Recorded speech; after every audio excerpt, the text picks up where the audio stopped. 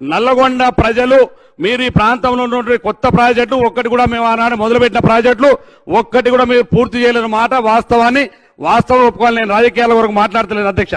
నాకున్నటువంటి అవకాశాన్ని బట్టి సందర్భాన్ని బట్టి మీకు మాట్లాడతాం. మీరు ఆనాడు కాంగ్రెస్ 10% మిగిలి ఉన్నటువంటి ప్రాజెక్టులు కూడా మీరు పూర్తి చేయలేదు అధ్యక్ష. కానీ ఇవాళ అధ్యక్ష నేను గౌరవ ముఖ్యమంత్రి గారికి అదేవిధంగా మా ఇరిగేషన్ శాఖ మంత్రి గారికి అధ్యక్ష, నా ప్రాంతం శాశ్వతంగా కరుబారిని వాళ్ళ మంచినీళ్ళు తాగడానికి నీళ్ళు లేవు అధ్యక్ష. ఇవాళ వేసవి వచ్చింది, వీళ్ళు మిషన్ పగిన నీళ్ళు కూడా ఇవాళ మాకు దొరకట్లేదు అధ్యక్ష.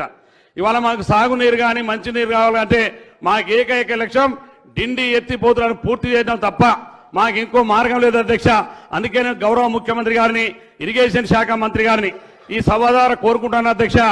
ఎక్కడి నుంచి మనం ఆ సోర్స్ని తీసుకొని పూర్తి చేయాలో అది త్వరగా పూర్తి చేసి మా గౌరవ ఇరిగేషన్ శాఖ మంత్రి గారు మాకు అంతకుముందు నాకు పార్లమెంట్ సభ్యులు కూడా వారికి కూడా ఆ కాన్స్టెన్సీ వారి పార్లమెంట్ ఉంది అధ్యక్ష.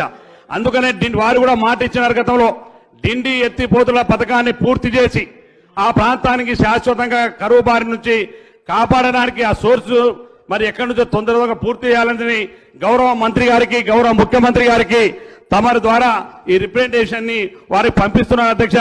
గౌరవ ముఖ్యమంత్రి గారిని మా గిరిజన ప్రాంతం కోరిక అధ్యక్ష. ఇరిగేషన్ శాఖ మంత్రి గారు కూడా మా కష్టాలు తెలుసు. దయచేసి మా ప్రాజెక్టును వెంటనే పూర్తి చేయడానికి అందరూ కూడా ఇప్పుడు